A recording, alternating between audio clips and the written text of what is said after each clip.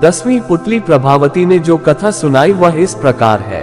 एक बार राजा विक्रमादित्य शिकार खेलते खेलते अपने सैनिकों की टोली से काफी आगे निकलकर जंगल में भटक गए। उन्होंने इधर उधर काफी खोजा, पर उनके सैनिक उन्हें नजर नहीं आए। उसी समय उन्होंने देखा कि एक सुदर्शन युवक एक पेड़ पर चढ़ा और एक शाखा से उसने एक रस्सी बांधी। रस्सी में फंदा बना था, उस फंदे में अपना सर डालकर झूल गया। विक्रम समझ गए कि युवक आत्महत्या कर रहा है। उन्होंने युवक को नीचे से सहारा देकर फंदा उसके गले से निकाला तथा उसे डांटा कि आत्महत्या न सिर्फ पाप और कायरता है बल्कि अपराध भी है। इस अपराध के लिए राजा होने के नाते वे उसे दंडित भी कर सकते हैं। युवक उनकी रोबीली आवाज तथा वेशभूषा से ही समझ गया कि वे राजा हैं, इसलिए भयभीत हो गया। राजा ने उसकी गर्दन सहलाते हुए कहा कि वह एक स्वस्थ और बलशाली युवक है, फिर जीवन से निराश क्यों हो गया? अपनी मेहनत के बल पर वह आजीविका की तलाश कर सकता है। उस युवक ने उन्हें बताया कि उसकी निराशा का कारण जीविकोपार्जन नहीं है और वह विपन्नता से निराश होकर आत्महत्या का प्रयास नहीं कर रहा था। राजा ने जानना चाहा कि कौन सी ऐसी विवशता है जो उसे आत्महत्या के लिए प्रेरित कर रही है। उसने जो बताया वह इस प्रकार है। उसने कहा कि वह कलिंग का रहने वाला है तथा उसका नाम वसु है।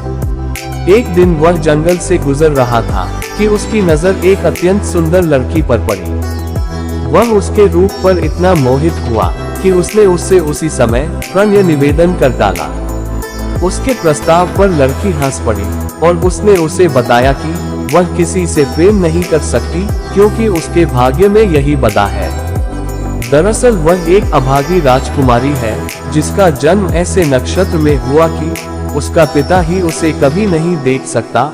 अगर उसके पिता ने उसे देखा तो तत्क्षण उसकी मृत्यु हो जाएगी। उसके जन्मते ही उसके पिता ने नगर से दूर एक सन्यासी की कुटिया में भेज दिया और उसका पालन पोषण उसी कुटिया में हुआ।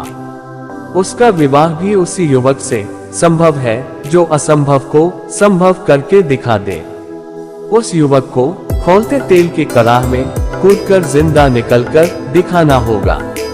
उसकी बात सुनकर वसु उस कुटिया में गया जहां उसके निवास था। वहां जाने पर उसने कई अस्थि पंजर देखे जो उस राजकुमारी से विवाह के प्रयास में खौलते कड़ाह के तेल में कूदकर अपनी जानों से हाथ धो बैठे थे। वसु की हिम्मत जवाब दे गई। वह निराश होकर वहां से लौट गया। उसने उसे भुलाने की लाख कोशिश की, पर उसका रूप सोते जागते उठते बैठते हर वक्त आंखों के सामने आ जाता है। उसकी नींद उड़ गई है। उसे खाना पीना नहीं अच्छा लगता है। अब प्राणांत कर लेने के सिवा उसके पास कोई चारा नहीं बचा है। विक्रम ने उसे समझाना चाहा कि उस राजकुमारी को पाना सचमुच असंभव है, इसलिए वह उसे भूलकर किसी और को जीवन संगिनी बना ले, लेकिन युवक नहीं माना। उसने कहा कि विक्रम ने उसे व्यर्थ ही बचाया। उन्होंने उसे मर जाने दिया होता तो अच्छा होता। विक्रम ने उससे कहा कि आत्महत्या पाप है और यह पाप अपने सामने वह नहीं होता देख सकते थे। उन्होंने उसे वचन दिया कि वे राजकुमारी से उसका विवाह कराने का हर संभव प्रयास करेंगे। फिर उन्होंने मां काली द्वारा प्रदत्त दोनों बेतालों का स्मरण किया। दोनों बेताल पलक झपकते ही उपस्थित हुए तथा कुछ ही देर में उन दोनों को लेकर उस कुटिया में आए जहां राजकुमारी रहती थी। वह बस कहने को कुटिया थी। राजकुमारी की सारी सुविधाओं का ख्याल रखा गया था। नौकर चाकर थे। राजकुमारी का मन लगाने के लिए सखी सहेलियां थी। तपस्वी से मिलकर विक्रमादित्य ने वसु के लिए राजकुमारी का हाथ मांगा। तपस्वी ने राजा विक्रमादित्य का परिचय पाकर कहा कि अपने प्राण वह राजा को सरलता से अर्पित कर सकता है, पर राजकुमारी का हाथ उसी युवक को देगा जो खौलते तेल से सकुशल निकल आए, तो किसी अन्य के लिए राजकुमारी का हाथ मांग सकता है या नहीं। इस पर तपस्वी ने कहा कि बस यह शर्त पूरी होनी चाहिए। वह अपने लिए हाथ मांग रहा है या किसी अन्य के लिए, ये बात मायने नहीं रखती है। उसने राजा को विश्वास दिलाने की कोशिश की इस राजकुमारी को कुंवारी ही रहना पड़ेगा। जब विक्रम ने उसे बताया कि वे खुद ही इस युवक के हेतु कराह में कूदने को तैयार है, तो तपस्वी का मुंह विस्मय से खुला रहा गया। वे बात ही कर रहे थे कि राजकुमारी अपनी सहेलियों के साथ वहां आई।